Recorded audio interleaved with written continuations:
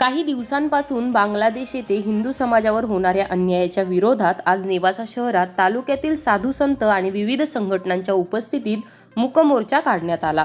तहसीलदारांना निवेदन देण्यासाठी हा मोर्चा शहरातील मुख्य बाजारपेठेतून काढण्यात आला। यावेळी युवक आणि विविध संघटनांचे कार्यकर्ते मोठ्या संख्येने उपस्थित होते।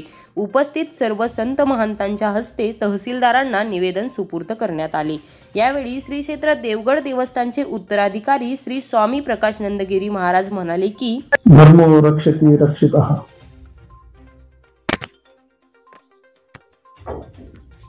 संपूर्ण जगाला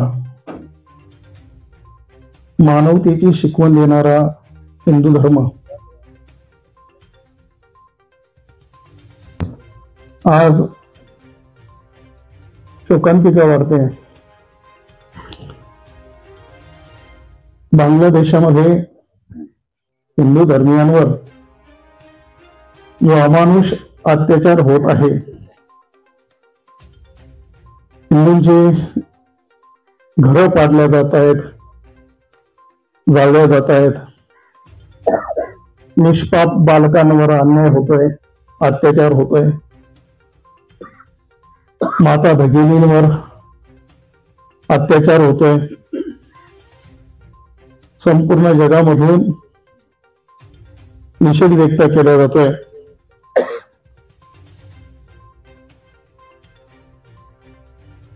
सध्या परिस्थिती बांगलादेशची अतिशय कठीण आहे। बांगलादेशाच्या अतितटीच्या काळामध्ये भारताने बांगलादेशाला खूप मदत केली, सेनेच्या माध्यमातून त्यांना सुरक्षितता दिली। आज त्याच बांगलादेशामध्ये वास्तव्य करणारा अल्पसंख्याक हिंदू समाज आणि त्या हिंदू समाजावर अशा प्रकारे अत्याचार होतोय की सकल हिंदू समाजाला अतिशय पीडा देणारी घटना आहे, वेदना देणारे हे सगळे प्रसंग आहेत।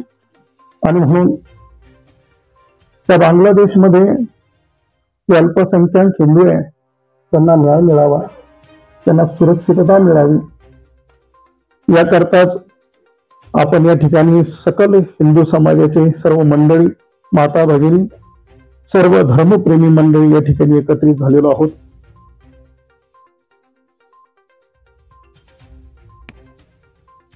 बांगलादेशची परिस्थिती आणि बांगलादेशची सर्व आर्थिक व्यवस्था,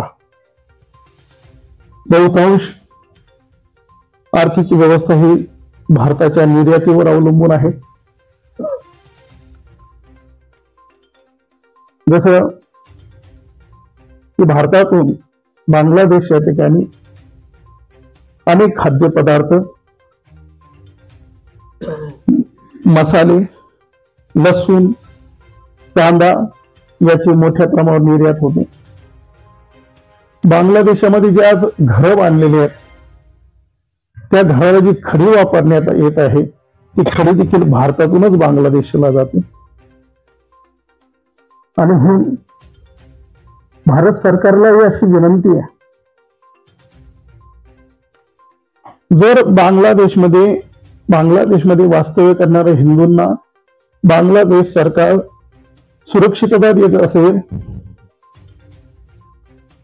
त्यांना सन्मानाने वागणूक देत असेल, तरच ही निर्यात चालू ठेवावी।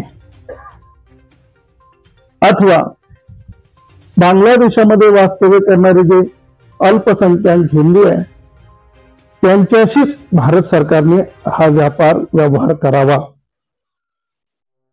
जर त्यांना सुरक्षितता मिळत असेल, त्यांना सन्मानाने वागणूक मिळत असेल, तरच हा व्यापार चालू ठेवावा, अन्यथा या व्यापारावर बंदी यावी। आणि तरच बांगलादेशमध्ये वास्तव्य करणारा सकल हिंदू समाज सुरक्षित राहील, त्यांना मान सन्मानाने त्या ठिकाणी वागणूक देण्यात येईल। याकरताच नेवासा तालुक्यामध्ये हा जो अफाट हिंदू समाज जमलेला आहे, सर्व तरुण वर्ग जमलेला आहे, तालुक्यातील धर्माचा प्रचार प्रसार करणारी सर्व आमची संत मंडळी या ठिकाणी जमलेली आहे। याच करता की जी घटना बांगलादेशमध्ये घडताय तो अन्याय करतोय त्याचा निषेध हा व्यक्त केला पाहिजे आणि म्हणून हा मूक मोर्चा आज तहसील कार्यालयावर आणण्यात आलेला आहे. श्री क्षेत्र देवघर संस्थान आणि तालुक्यातील सर्व संस्थान आणि सकल हिंदू समाजाच्या वतीने या ठिकाणी बांगलादेशमध्ये जे हिंदूंवर अन्याय होतोय याकरता निषेध म्हणून निवेदन देण्यात येणार आहे. याकरताच आपण सर्व मंडळी या ठिकाणी एकत्रित जमलेले आहे. बांगलादेशातील सर्व हिंदूंना न्याय मिळावा, तेथील सर्व हिंदू समाज सुरक्षित असावा. आपण सर्व मीडियावर पाहतायत, टीव्हीवर ऐकतायत, त्या बातम्या पाहिल्यानंतर त्या लेकरांवर होणारे अन्याय पाहिल्यानंतर अंतःकरण भरून येत आहे. माणुसकी नावाची गोष्ट शिल्लक आहे की नाही? पुढे हरवली माणुसकी. सगळे सुखी असावे, कोणी दुःखी असू. हा हिंदू धर्म सगळ्याला आश्रय दिलाय, सगळ्याला सांभाळतोय. धर्मनिरपेक्ष राज्य म्हणून भारताकडे पाहत आहे. सगळ्याला जवळ घेतलं, सगळ्याला आजवर प्रेमच दिलेलं आहे. कोणावर अन्याय केला नाही कधी हिंदू धर्मानं. सगळ्याच्या डोक्यावर येऊन पाठवून मायाचा हातच फिरवलेला आहे आतापर्यंत. विनाकारण कधी हिंदू धर्माने कोणाला त्रास दिला नाही, कोणावर अन्याय केला नाही. हा हिंदू समाज सगळं सहिष्णू मानला जातो, सहिष्णू आहे.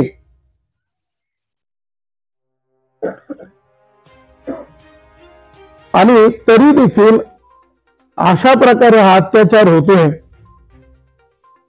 हे कुठेतरी थांबलं पाहिजे. आणि म्हणून भारत सरकारला जागा करण्यासाठी आणि यासाठी ठोस भूमिका त्यांनी घेण्यासाठी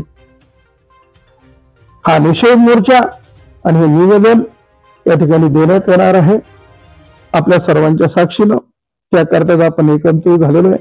आपण भगवंताकडे प्रार्थना करू, जे अत्याचार त्या ठिकाणी चालू आहे त्यांनाही सद्बुद्धी व्हावी आणि ते अत्याचार थांबवावे.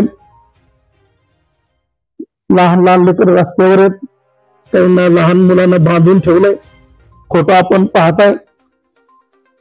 आमच्या माता भगिनीवर काय अन्याय अत्याचार चालू आहे ते त्यांनाच माहिती आहे. आपल्या जवळ ती परिस्थिती नाही ना. जवळ घटना घडल्यानंतर लक्षात येत अशी त्याची तीव्रता काय असते. आपल्यापासून जरी ते दूर असेल, कोणाची तरी ती बहीण आहे ना, कोणाची तरी आई आहे ना.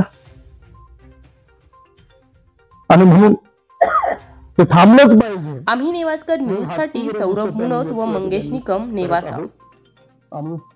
नेवासा तालुक्यातील ताज्या घडामोडींसाठी आम्ही नेवास्कर न्यूजला सबस्क्राईब करा आणि बेल आयकॉन दाबायला विसरू नका.